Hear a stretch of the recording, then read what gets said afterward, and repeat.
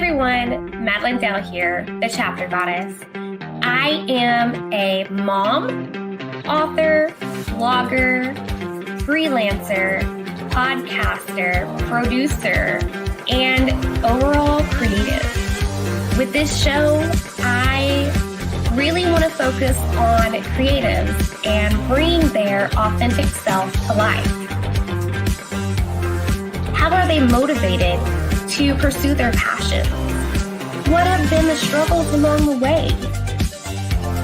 Does self-care play an important role in who they are today and how they connect with the creative flow?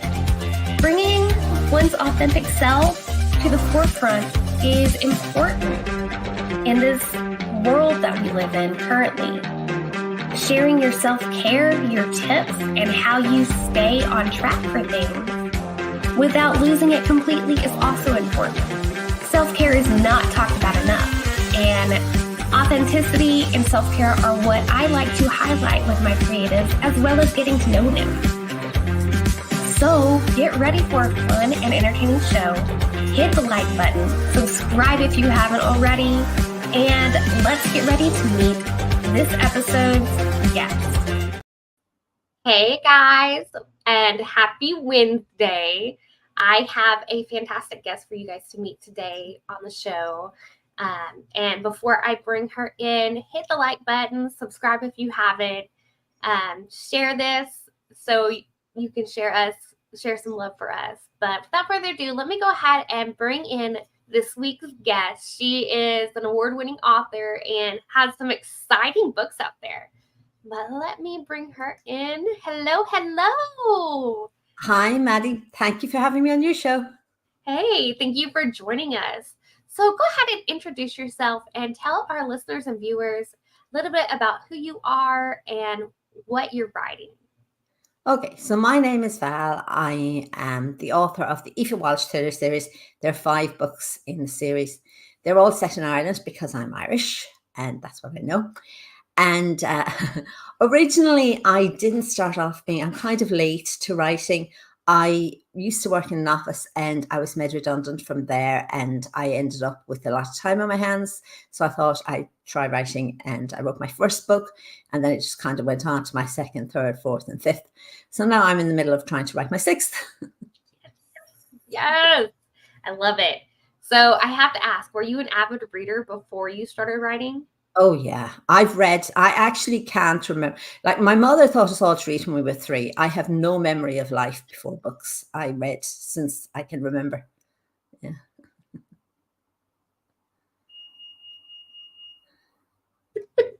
Yeah, sorry.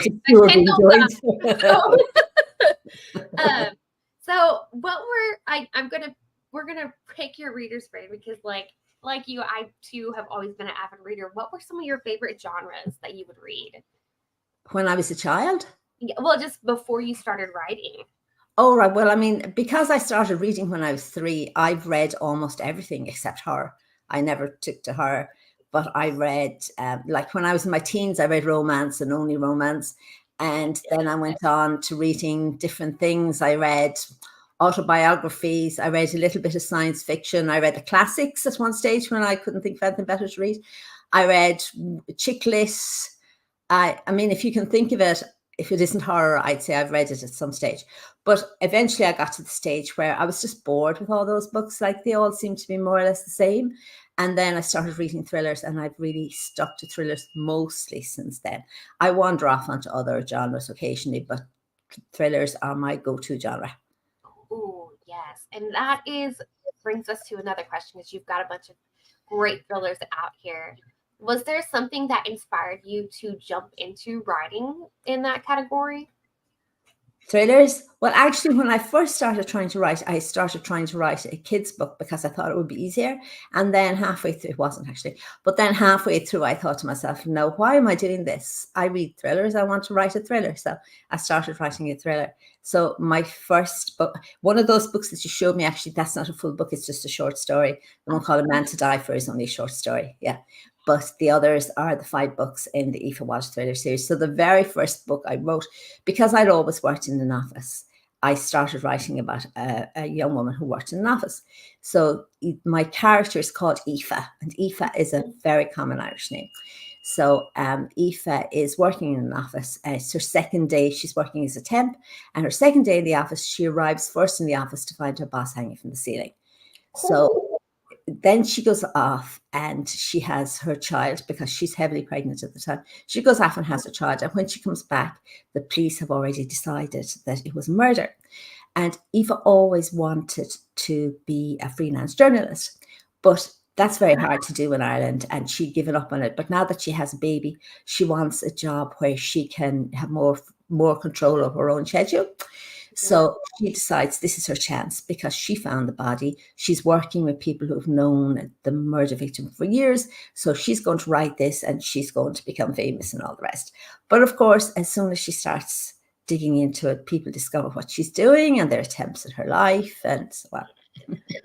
Wow. So as a new mom, she's trying to solve this mystery. That's a lot on her plate. Oh, she has more than that on her plate, because when she's just had a baby, she thinks that she's very happily married. And then, and she's been married for a few years now, and she thinks she's really happily married.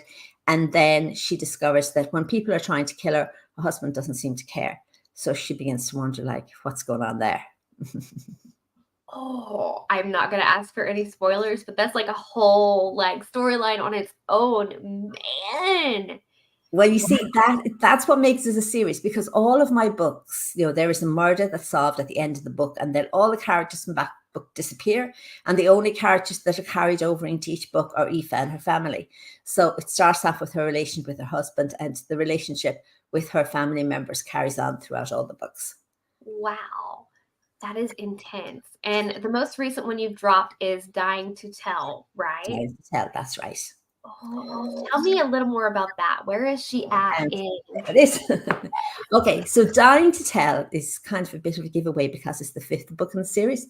So she is now no longer married to this husband who was causing her problems, and she's planning to get married to somebody else. I won't tell you who. So she is distracted by all this marriage, and then. Oh yeah, sorry. No, I'm getting distracted. I was thinking of a different book.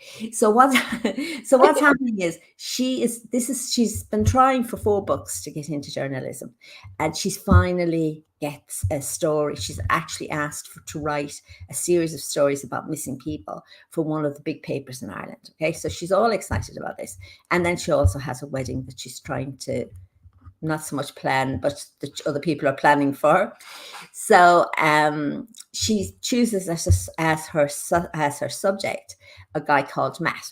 So what happened to Matt was Matt and his wife Nicole are on their honeymoon, and they're lying on a beach in Italy, and Nicole falls asleep, and when she wakes up, Matt's disappeared and she never sees him again. Okay. So Aoife thinks this is very interesting, so she picks her as her subject. So she's talking to, this a year later, so she's talking to Nicole, and then in the middle of her investigation, Matt's body is found. So it turns into a murder investigation.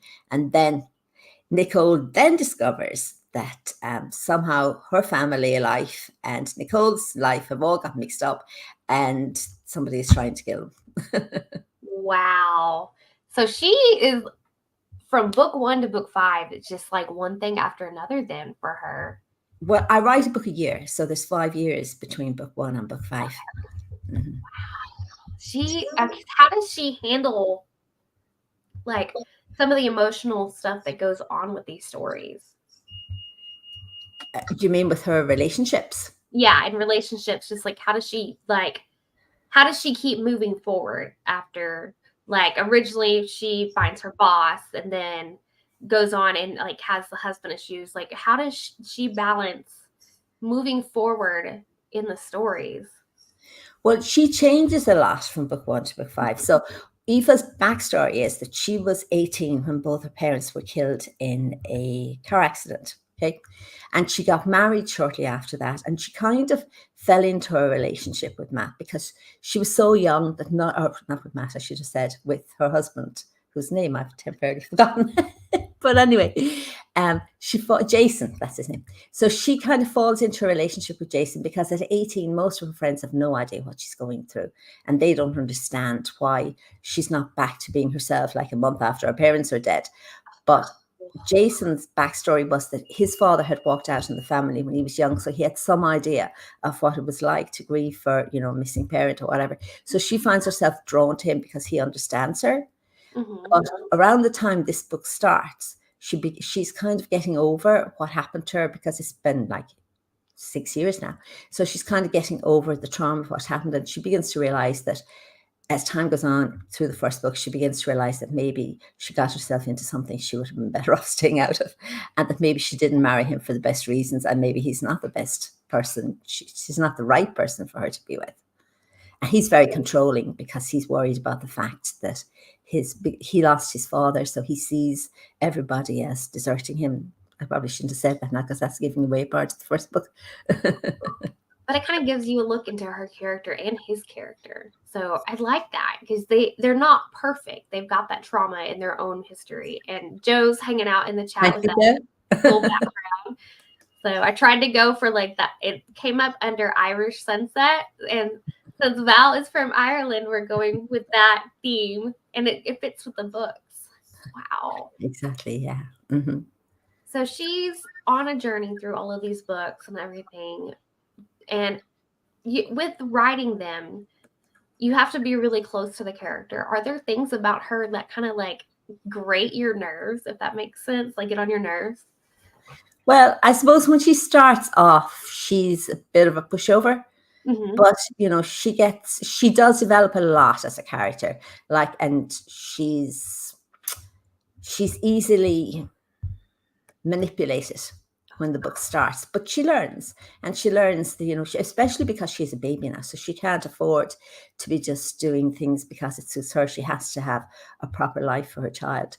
So, she doesn't take as much crap as she used to. So by book 5, she's much more confident about herself, but it takes her a long time to trust anybody else because she had believed that she was very happily married. And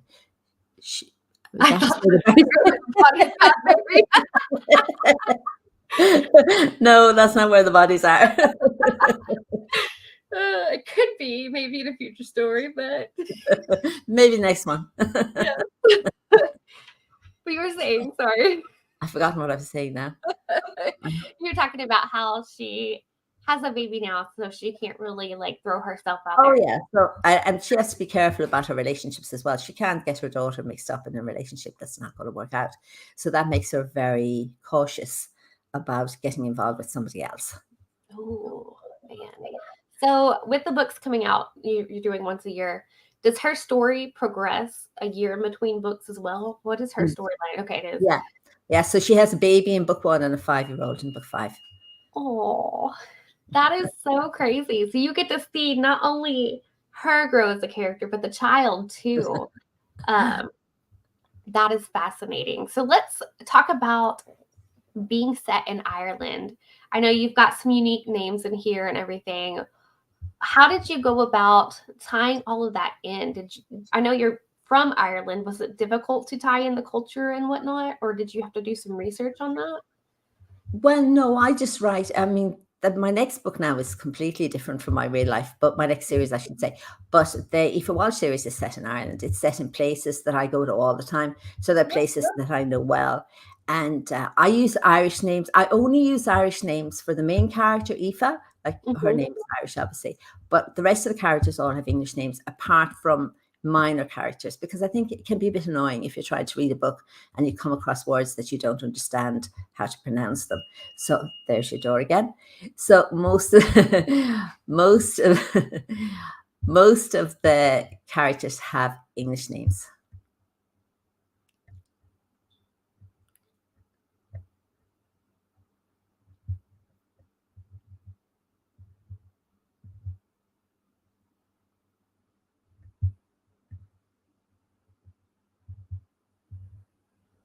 Sorry.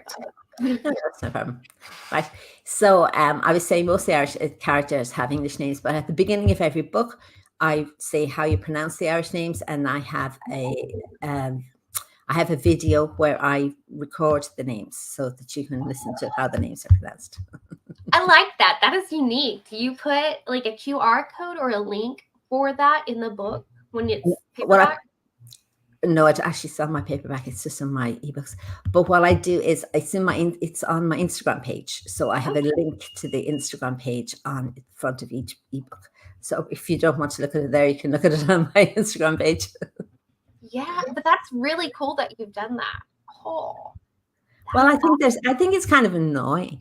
Someone I have sounds like someone I have read before, a girl named Amber, perhaps, right, Maddie? Yeah. The beauty of being live. Yeah. Joe and I work together a lot on Go Indie now, so my son gets to like invade quite a bit, unfortunately. Oh, loving parenthood. So let's talk about the topic of ordinary people finding themselves in extraordinary circumstances. We've got your main character, and I don't want to butcher her name because it's Eva. It's Eva, but with an F. So instead of saying Eva, you say Aoife. Aoife. Okay. Exactly. It's hopefully it's not Aoife. Okay, so Aoife she starts out as an ordinary character, and she's put in this situation where she finds her boss originally, and this kind of like starts a whole new chapter of her life. Exactly. Go ahead. No, go ahead. Where does... I was just going to ask, was she inspired by anybody in particular in your life at the time? No, not really. I started writing the book actually without Aoife at all. And when I started writing the book, I had 4 characters in an office, and I was trying to figure out who was the murderer. And then I thought, this isn't going to work because I'd have to go doing loads of backstory unless I had somebody who was new to the place who learned all these things as they went along. So I've always been fascinated by people because I have known a few women who live lives that are very different from how other people see them. So they think their life is one thing, but everybody looking at it can see that it's something else. So I thought that was fascinating. So that was how I started off Aoife, as someone who saw her life completely differently from how the reader and everybody else would see it, right? So that was the beginning of Aoife. So what were you asking me? So with that being said, how did you decide out of those 4 people that she would be the one to carry along the story? It just kind of happened. I mean, she was the person who started telling the story. And I'm not a planner. I never planned for her to be the person. She just became the person. And then I had written the first book, and I was rereading it just before, the final read through. And I noticed that there was a line in it where she mentioned that her husband's father had walked out in the family when his kids were young. And at that stage, I had no plan to write a second book, and I had no plan to have Aoife in another book. But when I read that book, I thought to myself, that would be an interesting story if the father was suddenly to turn up. So that's how Aoife ended up in the second book. So in the second book, her father-in-law's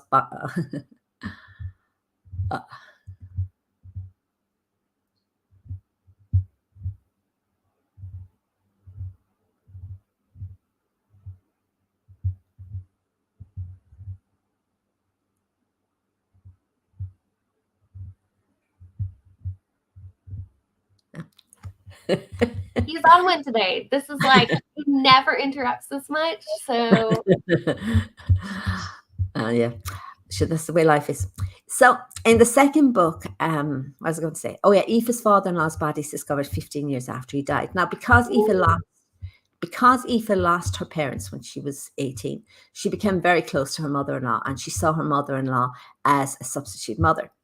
Now, that relationship was damaged during the first book, but she still feels quite responsible for her mother-in-law. So when her mother-in-law is the suspect for the husband's death, she decides that she has to try and solve it. So that's how come the second book came along. And again, I had no plans to write a third book or any plans to put Aoife in a third book. And then I was talking to a friend of mine about a murder that had happened in Ireland So there was a man who murdered his family, his whole family. He murdered his wife and his kids, and then himself. And that doesn't normally happen here. That was very unusual, and everybody was talking about it. And I was saying, God, and there was no reason why he would have done it. The man wasn't violent. The man had no history. It turned out that he was mentally ill, and he'd been getting help for that. But nobody knew that initially. So everybody was saying, like, how could a normal person just go and do that? Yeah. And it occurred to me when I was having that conversation, it occurred to me, what if he didn't do it? What if somebody else killed the family and made it look like the husband had killed the family? And that was the plot for my third book. Ooh, but I like that you were inspired by real life events for that, because it is a tragic thing when that happens. And no, it is a tragic thing. And my book bears no resemblance to that actual story. It just got the idea from that story. Yeah. Man, so I hate to say that happens a little too often over here, but it is always tragic. Oh, no, it is. It's a terrible thing. It was a really awful thing to happen. My God. I mean, the details of it were shocking. But anyway, and it kept getting worse. I mean, you couldn't help but feel sorry for that family. But as I said, my book has nothing to do with that family at all. So then my next, again, I thought, at that stage now, I kind of thought I'd write a fourth book, but I had no plans. Yeah. So then after that, I was listening to the news one day, and they mentioned that two young men were walking along a cliff path, and one of the guys fell off, right? And they were saying, wasn't this a dreadful accident and all the rest? And because I write thrillers and think in terms of thrillers, I thought, well, if nobody was there, how did they know it was an accident? So, I mean, I'm not saying it wasn't an accident, I'm sure it was, but it just gave me the idea for my next book. So my fifth book is that my fourth? My fourth book is about 4 people in their early 20s who are walking along the Cliffs of Moher, and that's like a very famous landmark in Ireland. And one of them falls off, and the friends that survived say that it was an accident, but a witness who saw the whole thing claims that one of the young men pushed his friend off the edge, and the other friends don't believe it. So Aoife gets involved then in trying to figure out what actually happened. So then I had 4 books written. So my fifth book, I was actually talking to my sister, and she mentioned a story that my mother had told. So my mother told a story about, had told her, I never heard it, but she told her a story about someone she knew. We can't really remember what the connection was, but someone she knew who had gone on her honeymoon, like I mentioned in that book. She had gone on her honeymoon, and she was lying on the beach with her husband, and her husband disappeared and was never seen again. Now, presumably he drowned, but of course, that's not what happened in my book. So that was my inspiration for all my books. Wow, that's insane. But I love it. That's because it's real life events inspiring creativity. Ooh. So with you having a book coming out every year, what is your writing routine like? I don't have one. I try to fit it in around my life, which usually means I start writing really late at night, and that is still far too late for writing. He's coming again. I've got to run and grab something for him real quick. But while I do that, you guys take a look at her book while I'm doing this, because my son is being persistent today.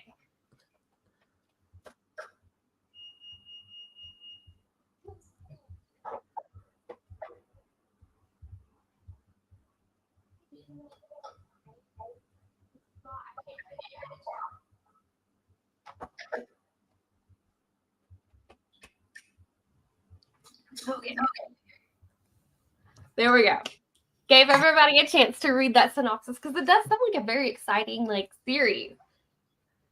Yeah, well, actually, I've kind of abandoned that series for the moment. I may go back to it eventually, but I'm writing a completely different, a very mixed up book at the moment, because I'm writing a thriller that I'm writing about a time traveling detective. Ooh. So there's this woman who's Irish, and she's in Dublin in 2023, and she's young. She's 19. She's a college student, and she has, almost total freedom.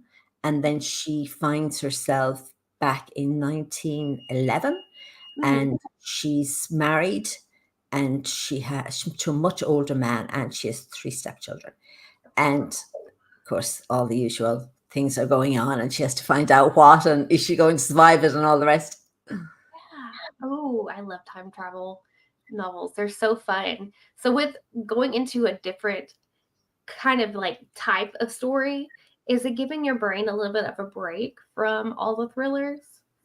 Well, I never write unless I can think of something to write about, and I just didn't think of something to write about for Aoife, but my mind was stuck on this of this idea of this woman who goes time traveling. So, I mean, it's an awful lot more difficult because, first of all, I knew all the characters. I mean, I knew the main characters in Aoife's world, so I could write that without much thought. And I knew obviously the background because it's my world. But now I'm trying to figure out what England was like in 1910, which I don't know very much about. And so this one's requiring probably more research than into Yeah, the a lot background. more. Yes, much slower. Yeah, man. Wow. How are you keeping track of everything you like read? Are you taking notes or just kind of just absorbing it? Depends on where I happen to read it. If I Mhm. read it and I'm somewhere where I can take notes, I take notes. If I'm not, I just try and remember it. So I bought a book called Servants. Don't know if you've seen that, but it came out there recently, and I bought that and I read it on the plane. So I just kind of try and remember most of that. I didn't take any notes at all, but it just gives you an idea of what life was like for people in those days. Even though she's not a servant, she's actually very well off. Yeah, she goes back in time, and that's cool. Ooh, I like it. What I like to do with creatives I bring on the show, I always ask, do you have a form of self-care that you do to help keep your creativity flowing? I wish I could say I did. I have plans. They rarely work out. So I always think that what my ideal would be that I would get up every morning, I would go to the gym, right? And I would go for, at some stage during the day, I go for about a 2-hour walk, right? Where I think about all my reading, or my writing, I should say. And then I go to bed and I get at least 8 hours sleep. I actually, yeah, I know. I actually did fairly close to that for my first book, because my first book I wasn't working. So I had, that time entirely to myself, and I was actually very organized. And I started writing most mornings at 9, and I used to write from 9 until about 2. And then I used to do other things until about 6, and I would reread what I'd written from that morning. And then the next day I'd start off fresh. But of course you can't do that unless you have your life to yourself, basically. It is hard. I got to do that for a little bit, but I homeschool my son now and do all of this from home. So it's kind of, yeah, I totally get that. But I love that you're still finding time to write and kind of keep that going. Yeah, well, you have to, don't you? Fit it in somewhere. Yeah. Yes. So with you working on the new project, compared to how your writing was for the previous series, have you noticed any differences? Do ideas come easier for this one? I suppose because I never plan, as I say. So usually I start off a book and I know who the murderer is. I know who the victim is. And usually I know why they did it. I don't always know why they did it, but usually I do. And that's all I know. Because I've been reading around this book for so long, I've got a lot of ideas and I know how it's going to end already. Even though, actually, to be honest, I changed how it was going to end in my head. I haven't got anywhere near at the end yet, but I changed how it's going to end in my head recently. I decided that what I thought was the end was only going to be, 3/4 way through, and I was going to have a different ending. Ooh. But there's more of an idea of the book in my head than there would normally be. But I still have no idea what's going to happen in the middle. Yeah, it's like you get to write and discover like a little personal adventure into the story. Exactly. It's like having the benefits of being a reader and a writer all at once. Yes, and that is the fun thing. You know what's going to happen. Rather well, I guess it's not a fun thing because as a reader you get to discover, but like you have an idea of what's going to happen as a writer. What a vague idea. But if you read a book, you have an idea of what's going to happen as well. That's true. Yeah. And in either case, you could be wrong, because you might find the book wanders off in a totally different direction from what you thought it might do originally. Yes, those plot twists. Gotta love them. It's always fun when you come across one that makes you want to throw the book across the room, though. Man. Well, Val, we are coming up on the end of our time here. So go ahead and tell our listeners and viewers where they can find you and your books. Okay. Well, my website is valcollinsbooks.com. Okay. So links to all my books are there. My books are also on Amazon. All of my ebooks are on Amazon, and you can also get my you can get the paperbacks anywhere really, in any major retailer. They're in Barnes and Noble, they're in Apple. I can't think of the name of the other one. What's the other main one? A Kobo is one of them, I think. Kobo, that's the one I was trying to think Yeah. of. They're in Kobo, they're in Google Books, so you can get them anywhere really. But you can find, as I said, the links to almost everything is in my website. Sweet. And here are her books again, guys. Check out all of those awesome covers. They've got some great storylines with more to come. And here is the most recent one, once again, Dying to Tell. All right, Val. Well, thank you so much for Thank coming you very much. Yeah. and for having me. helping handle my crazy child today. I don't know what is going on with him. You guys watching, make sure you hit the like button, subscribe, and we will be back on again next week. And Val, thank you once again. You guys stay creative. I hope you enjoyed the show. Don't forget to hit that like button and subscribe to get future notifications when shows come out. Also, be sure to check out my website. I have a blog featuring this creative with some other fun and interesting questions. You can also subscribe to my newsletter there to stay up to date with all things the Chapter Goddess and Madilynn Dale. Once again, thanks for watching and have a great rest of the day.